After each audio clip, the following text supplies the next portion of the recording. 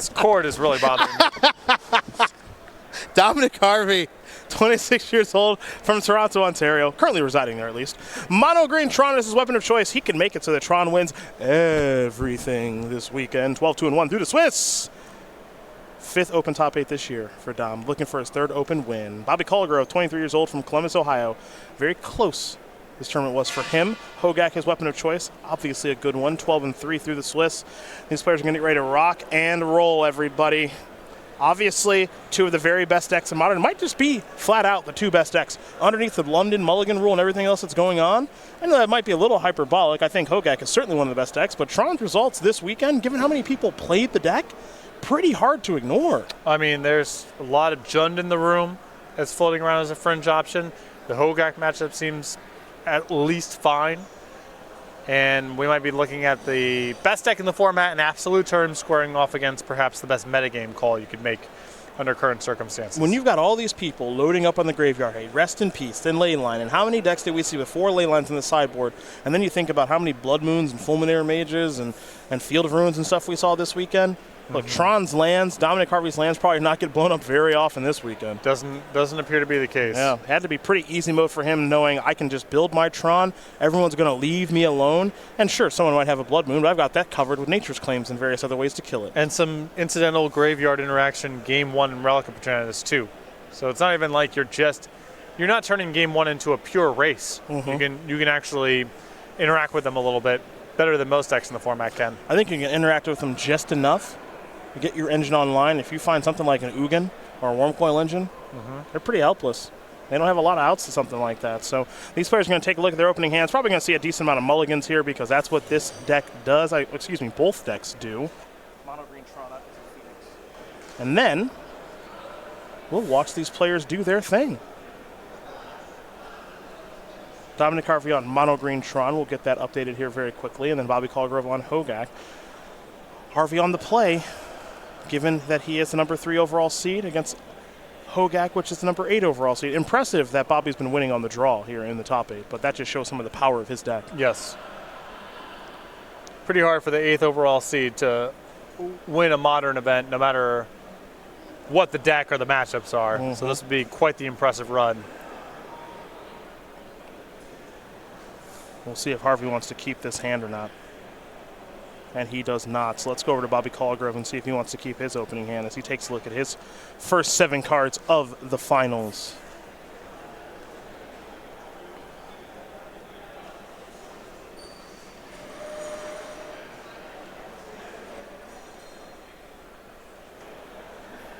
Going to give it a long look. Remember, Tron is a deck that does mulligan oh so well underneath the London Mulligan rule. We already saw Harvey win on a mulligan to 4. Oh, yeah. And he made it look, honestly, pretty darn easy. So this is a deck that certainly doesn't mind the new London Mulligan rules. A lot of decks certainly do like it, but some decks, I think, take advantage of it more than others. Yeah, certainly decks that are trying to just put together a few discrete pieces are going to make better use of it than decks that are just, lands and some spells. That's, the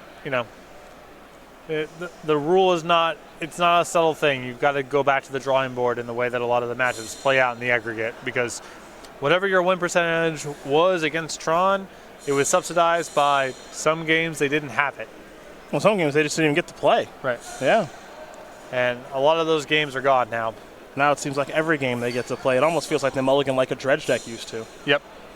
Or they're just looking for piece A plus B plus piece B, and the rest will take care of itself, as Harvey's going to head on down to 5 cards now. And in most circumstances, if you see your opponent mulligan to 5, you do that little mental fist pump. You go, all right, all right. And it's still good here, because they still have to have the 3 lands and then something to do with it. So the cards do matter, but them mulliganing down and then just going turn 1 Urza land, turn 2 Forest, those are the easy mode games, and those are largely gone. On a mulligan to 5, Harvey can find Tron Land, Expedition Map, 2 payoff cards. Right. It could be 2 payoff cards. Or like a relic. Yeah. And be more than happy with that. That's what can happen here.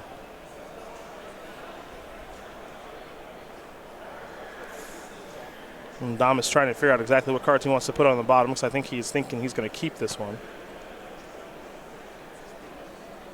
All right.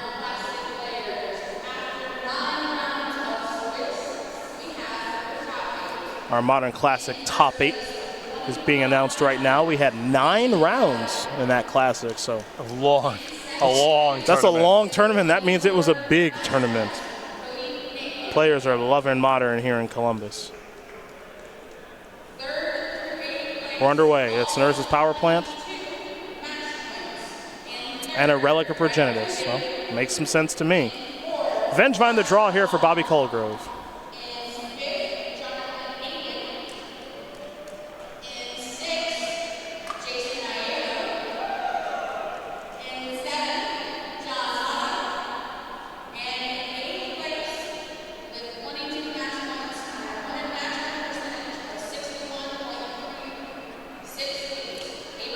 A Bloodstained Mire. Harvey's going to take care of that right away before the fetch even resolves. He's sharp. Yep. It's late in the day. He's sharp. Overgrown 2 enters the battlefield untapped. Citrus Supplier. We'll see a trigger here in just a moment.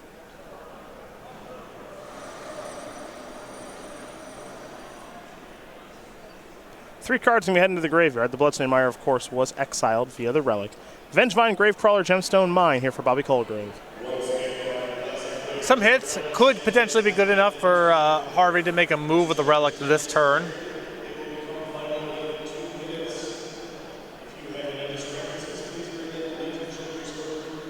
There's a Relic activation. You see the tower and the map, along with the ability to activate Relic to take care of an entire graveyard with the mana available. So this is a pretty nice start here for Harvey. His hand right now has an Ancient Stirrings. Not entirely sure what the other card is. Hopefully we'll get the opportunity to see it soon enough. Satyr Wayfinder is the draw. Gravecrawler will be cast from the graveyard, given that Citrus Supplier is a zombie. Blood Crypt enters the battlefield untapped. Next up, Insolent Neonate trigger the Vengevine. Relic will take care of that. Neonate resolves. Supplier comes into the red zone. Let's head back over to Harvey now. Harvey with the Forest. This is a Stirrings. He'll take a look at the top couple of cards. That's a Chromatic Star, not exactly what the doctor ordered. And he'll pass.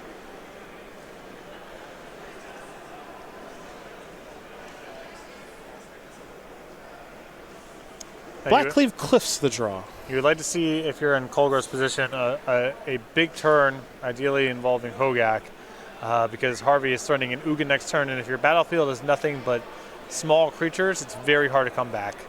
Satyr Wayfinder is going to trigger. Take a look at the top couple of cards.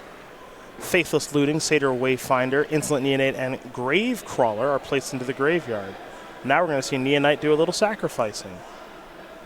And discard a Vengevine. Draw a card. That's a new one there. Bit of a split card here. Well, it looks like it's Claim Fame. See if that works itself into the equation here. Now, there's a Blackcleave Cliffs. We've seen some unique flex cards all weekend long. Haven't seen that one yet, though. Now Gravecrawler from the graveyard is cast, which means Vengevine is going to join the fray. And now Hogak will too. Beatdowns for 6. That Gravecrawler, I see. One of these Gravecrawlers should be able to attack. And one will. There is Claim Fame. Return target creature card with converted mana cost 2 or less from your graveyard to the battlefield. Fame gets a little creative there. You can cast both sides of it, though. I think Claim is actually probably going to target Citrus Supplier more often than not. Yep. Yeah. And Fame can give you some combo kills with Hogak. Ah, nice. Okay, that's pretty cute. Yeah. Get a little +2 on there, too. Well, Harvey's got his mine. He's got access to his 8 mana. And he's got access to an Oblivion Stone. And that'll do a nice job of buying him some time. Yeah, not a permanent solution to these recursive threats, but it is a lot of breathing space. Mm-hmm. And the O-Stone is going to take care of everything. So Colegrove's going to put all those creatures in the graveyard. One thing about Hogak that is quite powerful, though, is the Stitcher Supplier is going to die. 3 cards will be placed into the graveyard, is that this deck can rebuild real fast. And I think we're going to watch it do that. If you're not exiling things, it's not hard for this deck to get everything back very quickly. Stitcher Supplier, Bloodghast Gravecrawler, and a Marsh Flats. Satyr Wayfinder. Vengevines are back. 4 cards are headed to the graveyard. Well, let's make it 3, as Overgrown Tomb will be going to the grip. And I think it might be the Gak attack. Now, there is a little something interesting going on here insofar as Bobby might have some interest in leaving Hogak in. Well, he's got 2 down there. He's got some interest in leaving Hogak in the graveyard because of Claim Fame. And the ability to actually just get one back and go a little crazy. So Overgrown Tomb is going to enter the battlefield untapped. Bloodghasts are going to come back. The nice thing here, with convoking maybe 6 creatures, you don't have to remove very much. Yeah, I mean, the graveyard, the amount of stuff in there is not going to be a limiting factor here for Colegrove. Actually, you have to remove nothing to convoke Hogak onto the battlefield after the O-Stone. Dude, sweet O-Stone. It's a fog. It's 8 mana fog, but it's a fog. Well, any Ugins over there, big guy?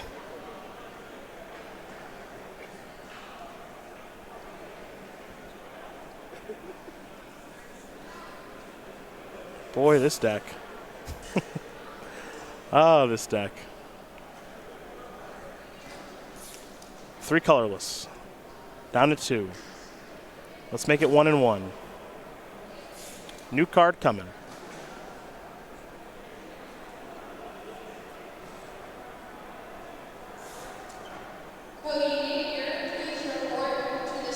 There's a Tower of Power.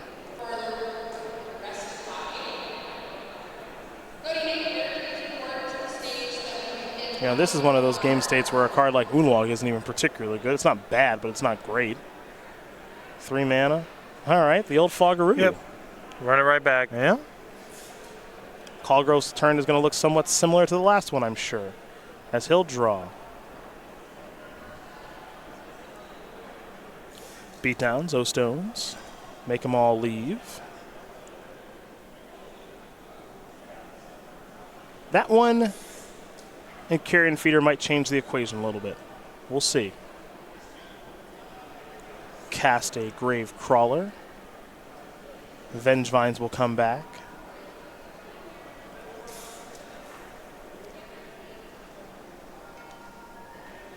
Yeah, we're going to look at essentially another full reassembly here in one moment. Cast a Grave Crawler. Cast a Grave Crawler. We'll lose a land from the graveyard. Put Hogak back on the battlefield. You're up.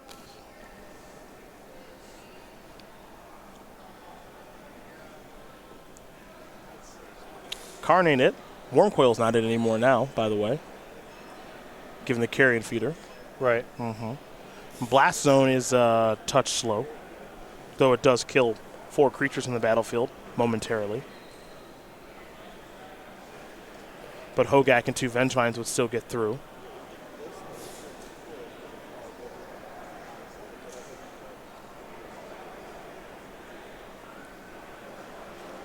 All right, so a mana floating. He's going to use Blast Zone to take care of all those 1 mana creatures. Okay.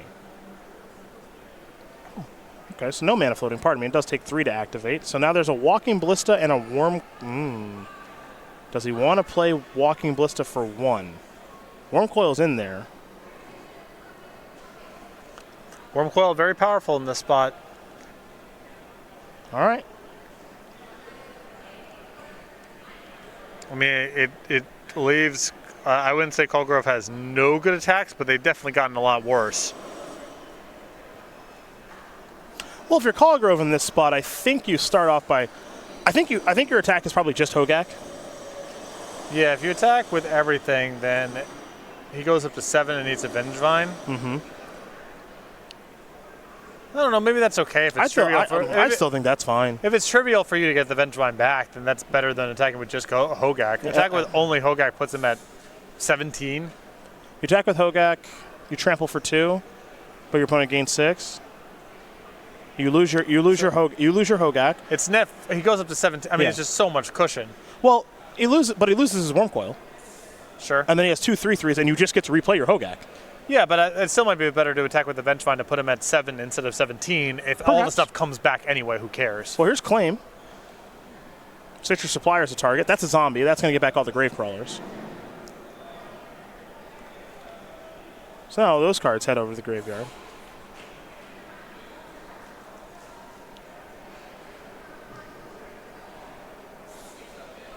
Yep, I'm into this.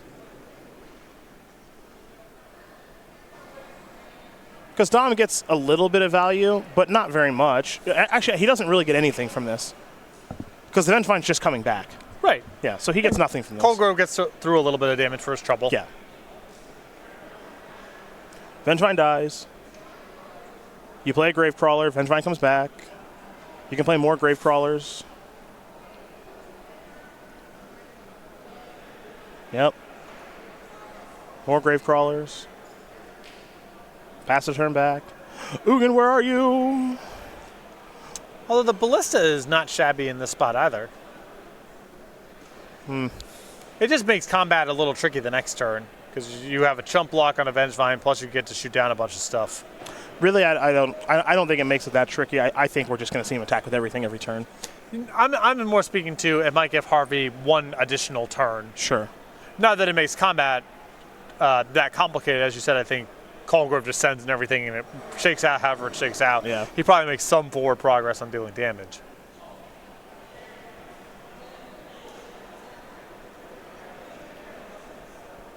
Let's see what this is.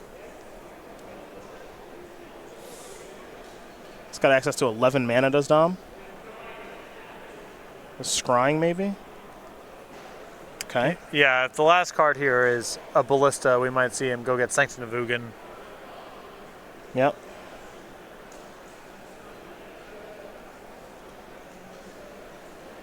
And you still have 10 mana left over after you play your land. So you get to make a 5/5 Ballista.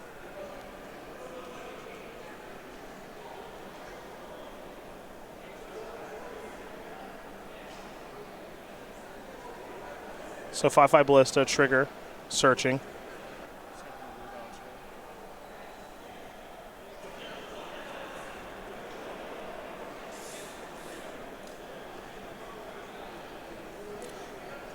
The Sanctum lets him dig a little something out of the deck now.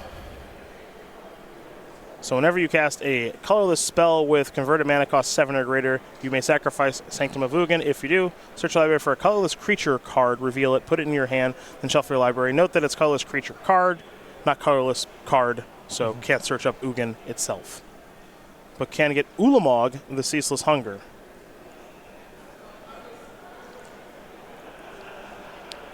And it's possible, it might be worth a check here. Does Colegrove die from one attack trigger from Ulamog? That's a good question. Because if you get out of this turn, you untap, you play the Ulamog. Ideally, you get out of the following turn, and then is one attack trigger good enough? Because Colegrove's done quite a bit of self-milling and looting and all of that. Bloodghast are going to come back, and those are going to have haste. And perhaps that changes the equation on the game. That's a Carrion Feeder.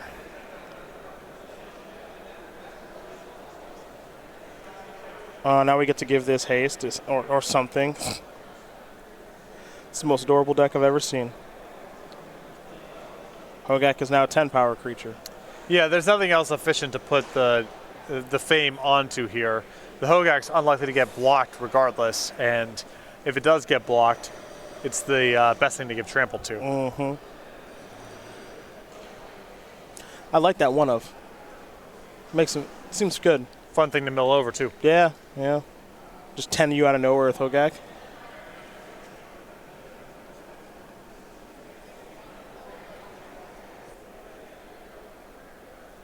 We've seen so many different one-ofs all weekend long. Abrupt Decays and Lightning Axes and Lotless Trolls. Forgot about those Aftermath cards. Yeah. Which easy to forget about. Didn't see a ton of play. in their standard format. I've run into a little bit of claim to fame alongside Dreadhorde Arcanist. Powerful thing to get back. That's Powerful thing to give haste to. Yeah. Bumps the power. Right. Yep. Yeah, it's a lot of nice little things going on with that combo. Walking Ballista is going to try to get some work done here. So Carrion Feeder is eating things that Walking Ballista would be shooting down.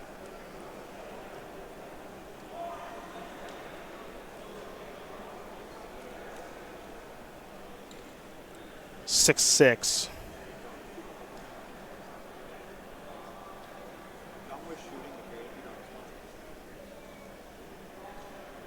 So here we go. So if you're looking to save damage, the best block is Worm Coil in front of Hogak and a Walking Ballista in front of a Vengevine, and then shoot a Gravecrawler before damage. So you are net +2 on the Worm Coil, gets you to 9. And then we're looking at 6 coming across, so Harvey survives by my accounting. You've got Hogak as a 10 power creature? Yes. So you take 4, but the Worm Coil is 6, so you net 2. This all assumes that Colegrove allows it to happen. I would assume he's not sacking to Carrion Feeder here. If you block a Vengevine, you shoot a Gravecrawler before damage. You have 6 points of damage coming across. So you survive, even setting aside the fact that the Worm Coil Hogak combat is net +2. Whether that's good enough to get out next turn, that remains to be seen. Mm-hmm.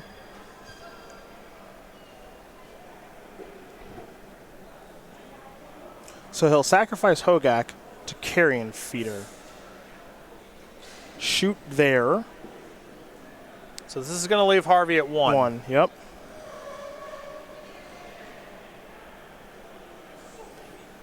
Now he's got Ulamog in hand. Is that good enough for anything? Well, if you knock out the Carrion Feeder, then Colegrove has to do something about the Worm Coil engine to make headway in combat. So you Ulamog the Feeder and what? You start with Feeder for sure. I mean, I would imagine Vengevine. Vengevine maybe? Well, the only reason I'm thinking about Gravecrawler is because you just want to eliminate zombies because Gravecrawlers get back other Gravecrawlers. That depends on whether or not one Ulamog attack trigger is lethal. Sure. Because you don't care about him getting some Gravecrawlers back if you just win by moving combat. By 20 you. Hit you for 20 cards. So the exact number matters here a lot. Okay. But I guess there's no difference between the Vengevine and the Gravecrawler in terms of combat, right? It's just the same. They're just small, non-trampling creatures. Who cares? Mm-hmm. But I also think you're starting to get to the point where you need Worm Coil Engine to attack to go up to 7, potentially. The other thing to be mindful of is the Blood Ghasts coming back, because they'll have haste. And so the particulars of the math, I believe Colegrove is Hellbent. He is Hellbent, yes. Unsure if he has any Faithless Lootings in the graveyard or not. That could definitely change the equation. Dom's got to take a look again, too. Remember, Dom, when he won in Pittsburgh a month ago, he was playing the broken version of Hogak with Bridge from Below and Altar Dementia, so he's familiar with how this deck operates.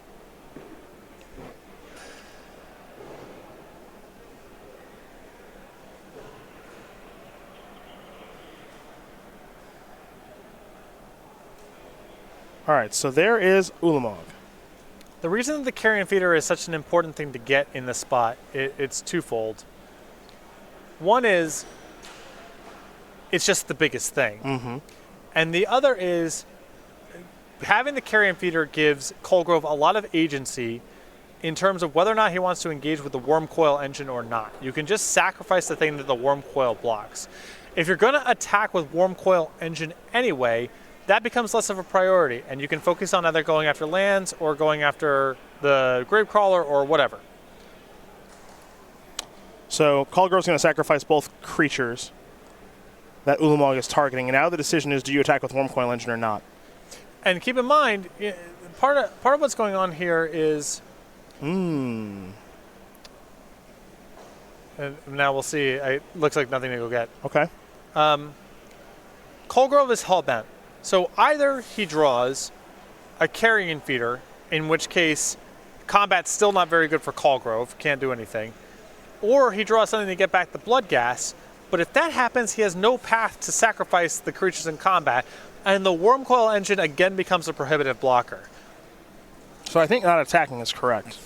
So let's go back over to Colegrove now. It's hard for it to be both a sack outlet and a way to get the blood gas back when you're hellbent. It's kind of one thing or the other. He's got a Golgari Thug in the graveyard. So you can mill over some cards and then cast the Thug or flashback the Faithful Fleeting, I suppose. But we also, again, we got to keep in mind the specifics on Colegrove's deck size really matters here, because if he's just iced by Ulamog moving into combat, then it's just do or die this turn. Draw 2. Neither are lands. Well, the way he's reacting leads me to believe that he doesn't have much. Well, it's hard for him to have everything, because if it's a sack outlet, he can't make much of a move in combat this turn. And if it's something that's just some creatures, then it's just too imposing. The Wormcoil Engine's too imposing on defense. Now the count begins. Yeah. Ulamog's going to kill him. Wow. Dom is going to win with the Ulamog attack. So, Dom Harvey is going to win game number 1 here over Bobby Colegrove. Mono Green Tron with those very expensive fogs known as Oblivion Stone. Hang on long enough to win that first game. Wormcoil Engine's still a really big issue for Hogak. Mm-hmm. You saw in that game that Colegrove had a seemingly dominating battlefield, but Wormcoil Engine was just too prohibitive to work around. It was too good on defense, provided too much agency in blocking, and once Harvey was able to shut out the sack outlets, there was really no way for Colegrove to proceed. Sideboard time, everybody. Let's start with those 4 Thoughtseizes and 4 Leyline of the Voids there for Bobby Colegrove, along with 2 Assassin's Trophy, a Force of Vigor, a Shenanigans, a Plague Engineer, a Fatal Push, and a Nature's Claim. He's got a lot of artifact removal. Yeah, you got to have the Force of Vigor, and because Harvey has the Leylines in his sideboard, even something like Nature's Claim is probably good enough to get over the line. I don't know. Thoughtseize, I could take it or leave it. The Hogak players that have been watching deep in the tournament, it seems have not been bringing in Thoughtseize against Mono Green Tron. I don't know if that's right or wrong, but an easy card to either bring in or leave out. For Dominic Harvey, 4 Leyline of the Void. Those ones are pretty obvious. 3 Nature's Claim, 3 Veil of Summer, 2 Dismember, 2 Thragtusk, and Nemricool the Promised End. We've talked about it all weekend long. It just seems like Leylines and nothing else. Yeah, even if they have an answer to the Leyline, typically it requires them to spend their second turn on an Assassin's Trophy, and even that level of breathing space, plus the Assassin's Trophy no longer being eligible to go after a Tron piece, is enough for it to be a huge advantage. And if they happen to not be able to answer it, they can't really play. Well, those are the options there for both players. That's one hell of a first game there for Dom Harvey. Able to win that one over Bobby Colegrove.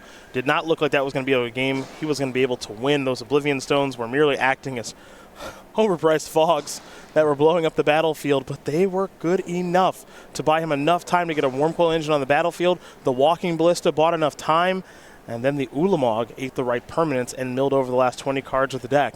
Not always the way that Mono Green Tron gets it done, but it was that particular game. Whew. Let's talk about the StarCityGames.com weekly sale real quick here, everybody. 33% off select Mythic Rares through Monday. Karn Liberated on the graphic. Karn Liberated might be hoisting the trophy here for Dominic Harvey in just a moment. And Johnny Strength of the Pride, Nicol Bolas, Dragon God, the Mimeoplasm, and a whole bunch more. You can find them over at go.starcitygames.com/sale. This one's going to end at 10:59 East Coast time tomorrow morning. That's a Monday. But the new sale will happen 1 minute later at 11 a.m. East Coast time on that same Monday. New goodies up for sale at go.starcitygames.com/sale every single Monday. Bookmark the link. It'll make life easier for you. Are you looking at the sale? No. No? You're looking at beta lands, aren't you? Alpha. Alpha, okay. Got some islands. Can't get him to focus on anything. When'd you get these? Just a few minutes ago. Nice. It's pretty nice. Yeah. 7 of them? 8. Just put them in the box. 4, 5, 6, 7, 8. Stuff them in the box. This guy's been through a lot. Oh, boy. Oh, yeah. Some people played some magic with those. Some people like the near mint alpha stuff. I appreciate that it's rare. For me, HP is the way to go. I want something with some story behind it. Something that has seen some things. You want to know how they got those scars? Right. I got exactly. you. I got you. These islands have cast quite a few Mahamoti Dijins in their day, I'm sure.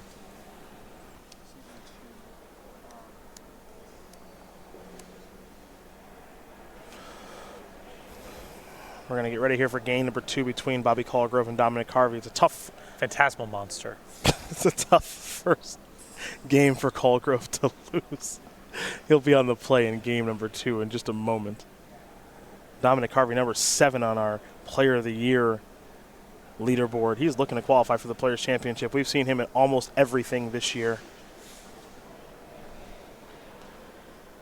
We'll take a look at our Season 2 standings here very quickly, folks. Let you know where everyone does stand coming into this tournament. This, of course, will be updated on Wednesday on the homepage of StarCityGames.com. But Erin Barrich, she's leading things with 52 SCG points, mostly off the back of that big win in Worcester a couple weeks ago. Beat Ross Merriam in the finals, did Erin. And Jeremy Bertarioni, well, he won Pittsburgh, with Dom. Pete Ingram, he won Philadelphia. Joseph Horton has had some nice finishes, as has Christopher Johnson. Ross Merriam, a second-place finish at SCG Worcester.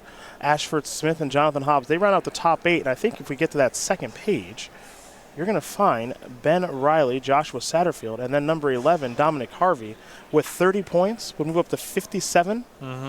And then he's right in the thick of the conversation. If Oliver Tomaiko showed you anything last year, it only takes one event to get you back in the conversation to qualifying for the Players' Championship via the seasonal rewards. Zach Allen, Harlan Fear, who had another top 8 here this weekend, Sam Lawrence, Aiden Breyer, and Kane Reinhardt, who won a Classic last weekend in Philadelphia, round out our top 16 on our Season 2 standings here on the SCG Tour.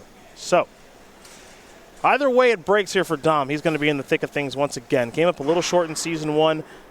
And is off to a great start once again here in season number 2. But this one's not over just yet, folks. Bobby Colegrove is playing an incredibly powerful deck, as you just saw.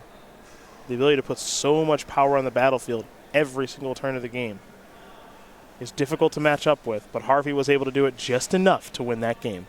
That was really impressive. It's rare that this matchup in particular goes that way, that it's actually played on the margins. Usually it's one person either getting overwhelmed in the case of the Tron deck or not really being able to play in the case of the Hogak deck. Rare to have it in the middle where both decks are kind of doing their thing, and the particulars of combat math and people's life totals are really the thing that determines the outcome of the game. That was a fun one to watch. That was.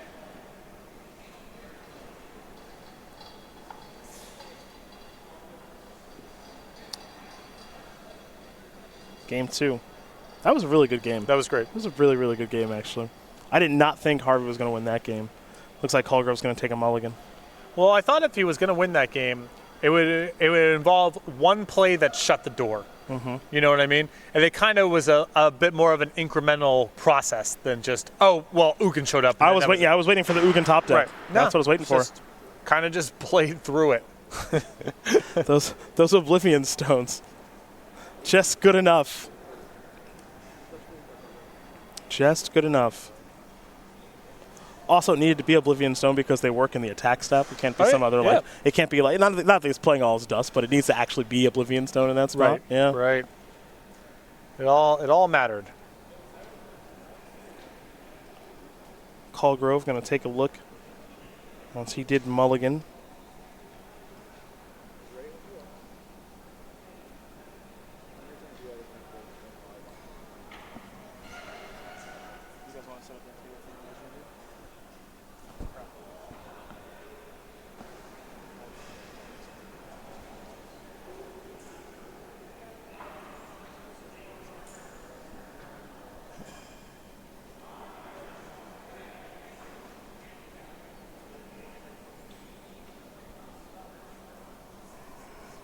All right, they're going to put some cards in the bottom from the London Mulligan, so it looks like they found hands they can keep.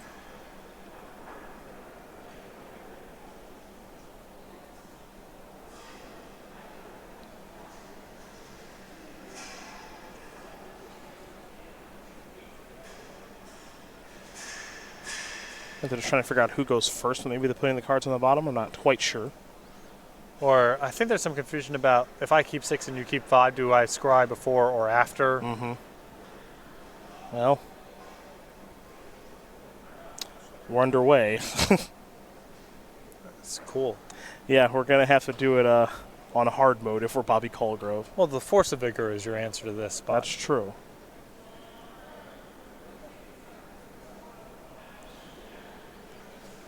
I'm actually surprised the deck doesn't do a little bit more than that. I see a lot of these decks that have like one copy, and it just seems like the Assassin's Trophy takes too long, and the fact that you give them a land matters too much. I think the fact that you give them a land matters a lot. A lot of the time, I feel like getting out from underneath the ley line is nice, but the land actually matters for the opponent, like way more than you would think. Yep. But you know, you only have so many green cards too, so it's not like it's easy to load up on Force of Vigor. So I don't know. There's Carrion Feeder. Here come the beatdowns. Now the plan here could be simple.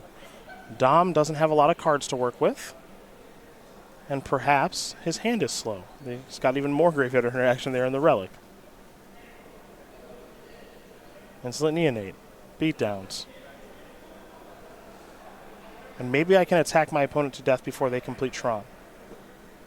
Or perhaps that's wishful thinking. Yeah, Colegrove's got the Assassin's Trophy. He can't play it right now, but I would bet that that's going to be targeting a Tron piece more than the ley line. The ley line thing, that ship has sailed. Unless he finds the Force of Vigor, we're not interacting with that. I think we're going to be targeting, if he draws a green source, that Blast Zone. Yeah. There is an attack for 4. Yeah, I mean, Blast Zone's an issue. Vengevine will be. These cards are all going to be exiled. Dom will be pointing that out. Draw a card. Satyr Wayfinder. A bunch of those in hand along with an Assassin's Trophy. Pass the turn back. And Dom does not have mana source number 4. So, okay. That is a Marsh Flats. Alrighty then. Sacrifice there. Now, part of me, if I'm Colegrove with this Assassin's Trophy, part of me doesn't want to give Dom green mana. He might be short on that, so I might just go towards Satyr Wayfinder here. Yeah, I think if you're what do I do with Assassin's Trophy? If it's an imprecise guessing game, you might as well just put something on the battlefield. Well, he's going to go with Assassin's Trophy right now. I mean, this is really risky because, for example, this unlocks, you know, Harvey's hand could easily be no green mana and a Sylvan Scrying, and now you know you've unlocked it a little bit. Yeah. That's my concern. If I'm Colegrove here, he'll attack for 3. He's going to put Harvey down to 8.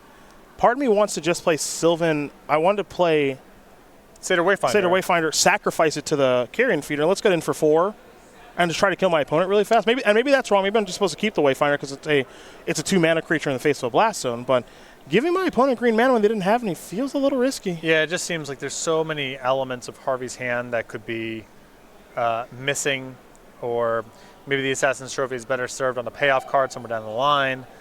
But, you know, he would have to draw untapped mana and not need a forest really badly for that play to work out. We'll see, I guess, the nature of Harvey's hand here momentarily, but does give scrying. That forest unlocks Sylvan Scrying and Ancient Stirrings, which unlocks a lot of other things and potentially too. It's risky biz. And once I mean, in this kind of game, with Colegrove being this started on resources and not having access to his graveyard, when Harvey shuts the door, it's going to be completely shut. There's not going to be an opportunity to get back into it. Oh, there is a Satyr Wayfinder. Top 4 cards. Well, Satyr Wayfinder here, you know, you can attack Harvey down to 4. Yep. And he's got lands 3 and 4 rolled up here, so optimistic. You might be able to knock him down to 4, have Harvey sweep the board or do something else, and then hasty Vengevine hard cast could just be good enough. Well, that could be the plan. For Colegrove, you got to make sure you play the right land. It's a big deal here. Because his hand right now is Blackleaf Cliffs and Gemstone Mine. That might seem like a minor thing, but if you play these in the wrong order, that means that the Blackleaf Cliffs would enter the battlefield tapped on turn 4. So, but also Colegrove kind of wants to conceal the nature of his hand a little bit. So you'd like to play the land that Harvey already knows about, ideally, to prevent him from necessarily registering Vengevine as a possibility or a likelihood next turn. You sort of give away the game a little bit here, but there's no choice. I mean, you just have to be in a position to cast it next turn. You really do have no choice. So, Harvey, without a Blast Zone anymore, what would he find with Expedition Map? Would he want another tower to have more mana, another green source? Who knows? He's drawn plenty of graveyard hate this game with 2 ley lines and a Relic of Progenitus. So this is the position that Colegrove has set up now. A Planeswalker is no longer good enough. You sweep the battlefield. You die to the Vengevine. A Worm Coil Engine is also no longer good enough. because you block one thing, that gets sacrificed to the carrion feeder, the remaining attackers are lethal. Okay. So all that's very good. The cards that Colegrove is not set up to beat, as things currently stand, Ulamog is a major problem. Yes. Either pins the lands or pins the 2 threats, and then you're in trouble. Yep. Walking Ballista, also a big problem. Gives Harvey a lot of agency in terms of manipulating blocks and preventing damage. I am shocked he's not sacrificing that map. I don't know why he wouldn't. It's not Nature's Claim, right? And he also has a redundant ley line anyway, even if that was the thing. I don't know why he wouldn't want to get a land out of his deck and have access to more mana. Yeah. Interested to see how this one goes here, because Harvey, is Vengevine the thing on the radar right now? Because there's a lot of the plays that appear to be haymakers, Planeswalkers, Wormcoil Engine, what have you, that are not good enough in this spot. Well, there's no stone. Does he have more mana? Well, okay. So if you already have a tower in hand ready to go, then you could wait on the map, because maybe you want another Tron piece, or maybe you want a Sanctum, depending on how things go. Yeah, I mean, Sanctum and Ghost Quarter are probably of interest now. And Ghost Quarter normally wouldn't be of interest, but the fact that it can blow up a green source matters. Right, because if you're worried about Vengevine, then there's no forest in the deck, so it's a pretty good bet that it just keeps them off for at least a turn, maybe 2. Now, what is a little bit interesting about Oblivion Stone here is the fact that it blows up those ley lines, but I don't really think that we're really caring about that much given the texture of this game. Well, Colegrove's down to very little in hand and no graveyard to speak of. So yeah, losing the ley line is painful, but also you might feel like it's already done its work, and if you can transition to the next stage of the game. Now here's the easy part, which is just attack with my 4 power worth of creatures, try to kill you. Harvey's going to sacrifice his Expedition map first. We'll see what land he wants to go get. Again, various specialty lands in his deck. Blast Zone already gone. Ghost Quarter still an option. And Sanctum of Ugin still an option, assuming that they're in the deck. It's been really fun watching this finals, where we've watched this matchup now several times, and the shape of it on the weekend is one person just trucking someone else, either running you over before the game gets off the ground or locking out your graveyard and playing a fast Wormcoil Engine. And so far we've had 2 games where the decks have gotten to do their thing to varying degrees, and it's been a really close game on the battlefield. So we are going to see Oblivion Stone be sacrificed here in just a moment. Harvey's going to have to tap his mana and get his ley lines off the battlefield. There we go. There's Satyr Wayfinder. Vengevine. Force of Vigor, Graveclaw. These cards are actually in the graveyard now. Keep that in mind. So the graveyard is back to being an option for Bobby Colegrove. Overgrown Tomb's going to enter the battlefield tapped. Colegrove's going to pass the turn back. We go over to Harvey.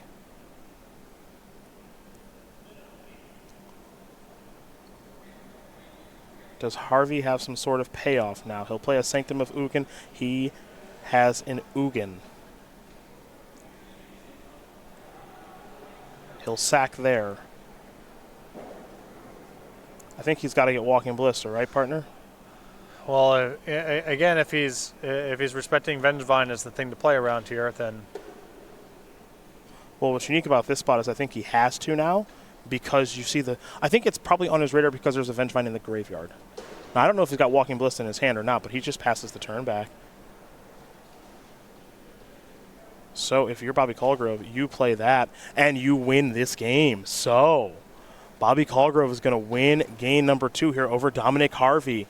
Hogak able to come back from 2 ley lines and a relic to win game number 2 over Mono Green Tron.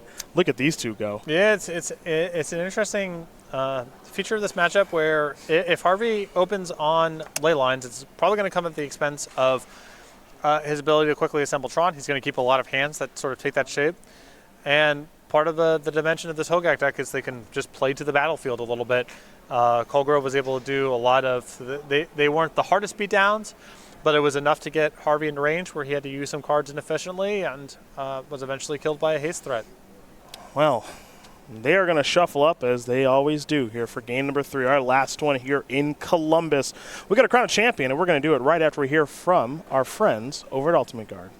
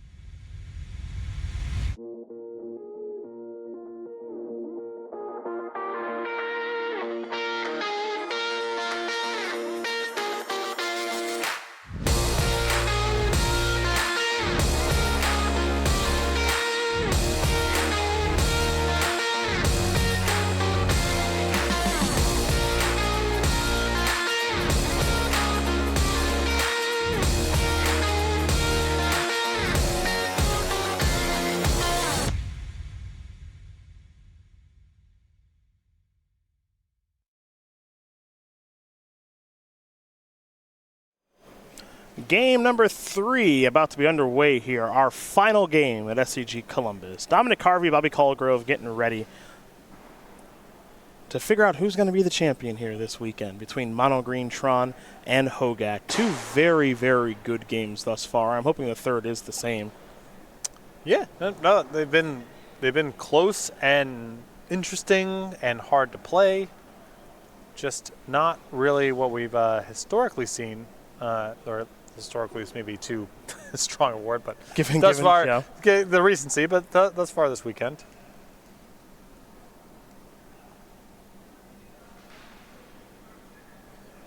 What a fun little tournament. Really has been. Seen a lot of awesome stuff. A lot of different decks. And, we got to see a really crazy couple of games from Breach Shift earlier. Mm-hmm. Seen a lot of Hogak, of course. Unclear just how good Izzet Phoenix is moving forward. We had one in the top 8. Humans didn't perform particularly well this weekend. One of that deck's on the outs now. That's another deck that, people have claimed that they like their Hogak matchup just fine. I think the reality might bear out something a little bit different. I think I'm inclined to agree. Some Flyers and Reflector Mage seems like it could be good enough, but just the gap in power level of the 2 decks I think is too big. It's not small, said gap. Harvey keeping 7. There's been a ton of mulligans so far in this match.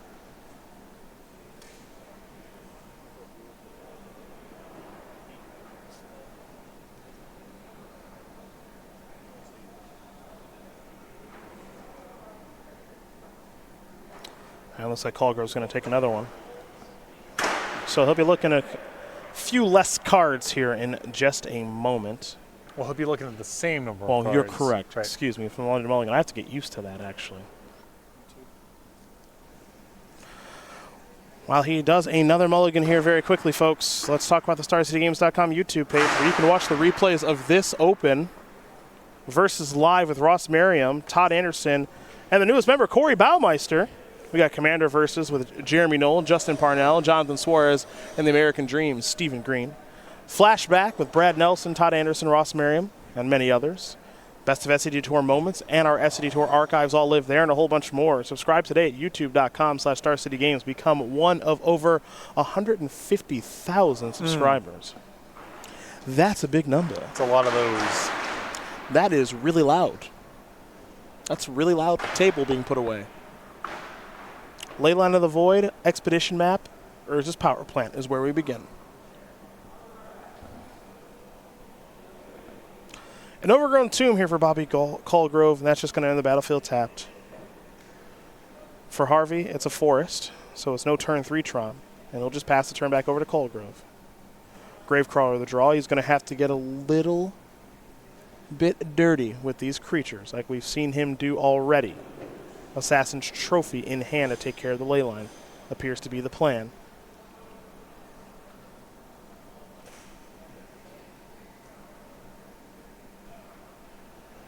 Harvey just going to pass, expecting to lose his leyline, and he does. So something interesting that happened there, Harvey electing not to crack the map, wants to be able to draw a second piece and then find the third piece. I think a lot of people as a reflex just crack their expedition map. If you don't think you're under that much time pressure to do it, then you're better served just taking the draw step and giving yourself the best opportunity to complete Tron. Gravecrawler on the stack after the Wayfinder did its thing. Dismember is going to kill the Wayfinder. Smart play there from Harvey, no surprise. What that does is there's not enough creatures on the battlefield to convoke Hogak right now. So Hogak has a turn delayed. We head back over to Dom. He'll play a Stirrings, looking for one of these Tron lands that's not a power plant. Yep. He's got a lot of looks at it because he can fill out the rest with the expedition map. There's the mine. His patience is being rewarded. He'll take Nurse's mine. He'll play the mine, and the map can find the tower.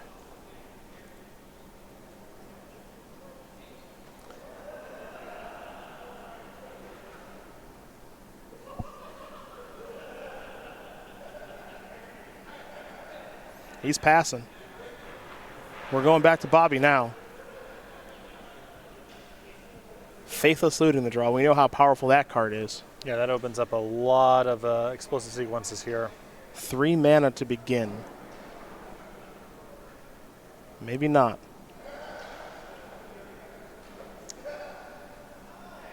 Looks like he'll just hard cast Faithless Looting instead of flashing it back. Yeah, I mean, part of the reason to maybe flash back is that you have Bloodghast plus a land, and so you can get the Hogak onto the battlefield and get your Bloodghast for your trouble. But I think the opportunity to really spike something huge with the Faithless Looting and spend your mana doing other things as well is powerful enough because, you know, the writing's all on the wall from Colegrove's perspective. He's got to get something really major going on this turn because Harvey's going to have Tron plus 9 total mana next turn. And, you know, whatever's going to happen is going to be bad. He's got to try to get a lot on the battlefield right now. Hardcast the Bloodghast. Return a Hogak. Something real's on the battlefield now. And now here comes Vengevine for 4. Harvey's down to 12. Heck of a turn there from Colegrove. Bloodcrypt enters the battlefield tapped. And now we're going to see what Harvey can do, and he's got access to 9 mana.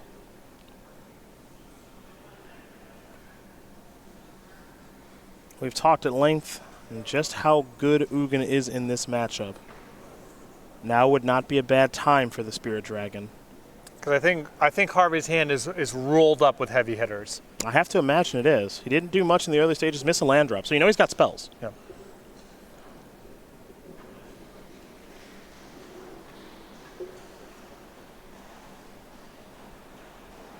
And there's your Tower of Power. Now there could be some misses in there too, something like a Leyline, which is a bad draw. He started the game with one.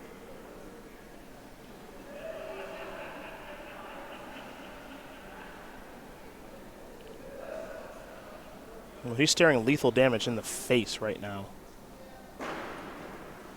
He'll start with 2 colorless, going to go down to 1. Go to Chromatic Sphere. Sphere will yield him a card. It's going to transform into a green. Access to 8 mana now. There's an Oblivion Stone. We've seen how good that is for him today. He'll pass the turn back over to Colegrove. Colegrove's going to untap. He'll draw a card. There are plenty of good draw steps here. He's going to start by just attacking. That's the easy part. O-Stone's going to blow everything up. So what's Colegrove going to do in his second main phase is the question. Faithless Looting is probably not a bad place to start. And so that's where he will start. So it's time to draw 2. Hogak is 1. I believe Force of Vigor is 2.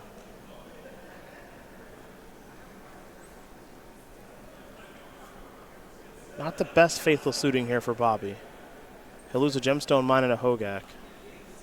He'll play a Marsh Flash. Trigger, get back the Bloodghast. Bloodghast is a Spirit Vampire, so it can't get back Gravecrawler, so we head back over to Harvey, and his battlefield's relatively clear.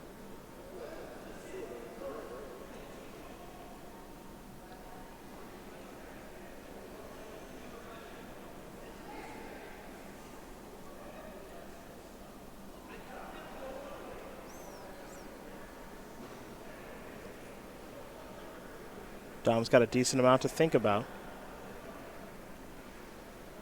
Yeah, looks like he's tapping 7. He'll go towards Worm Coil Engine and Expedition Map. Notably not cracking the map right away. Yeah, I mean, he wants that the flexibility there to either get a tower or maybe a Sanctum or a Blast Zone, depending on how Colegrove's turn goes. And he showed such patience with his plays. All top 8 long, and ideally all weekend long. Otherwise, I don't think he'd be where he is right now with this deck. There's Carrion Feeder. And now Gravecrawler, which gets back a Vengevine. But all of this amounts to very little if you can't do something with the Worm Coil Engine. Which we saw in the first game.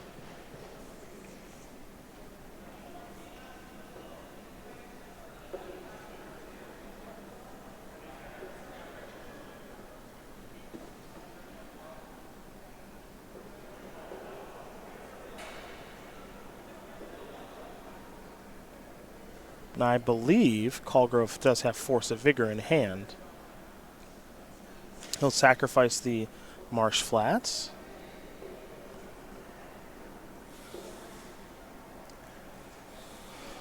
Going to fall down to 19 by doing so.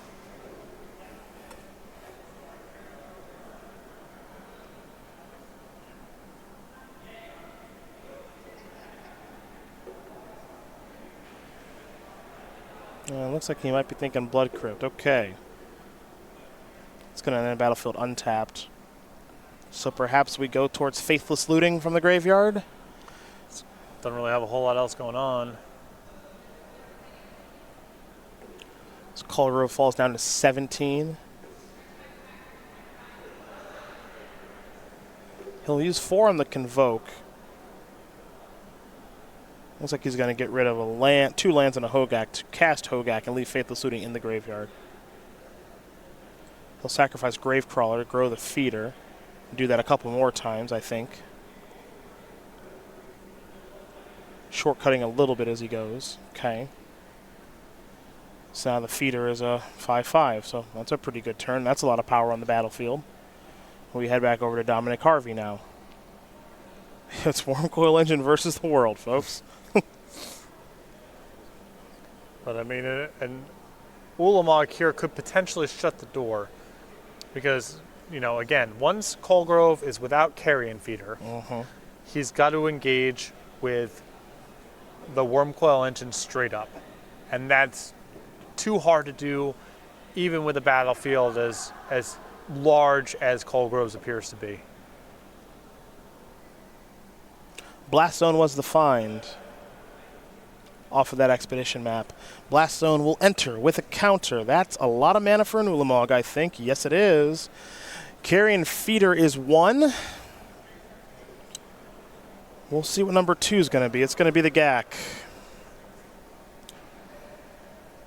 We'll see him sack both. First the GAC and the Feeder to itself to put them into the graveyard.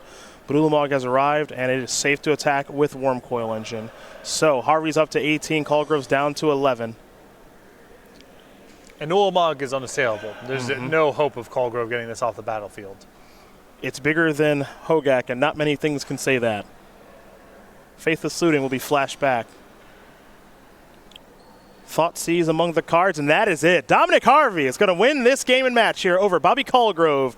2-1. It's a clean sweep for Mono Green Tron in Professional Magic this weekend. Mythic Championship 4 in Barcelona, and right here in Columbus, Ohio. Take it down, Team Nova and Dom Harvey. And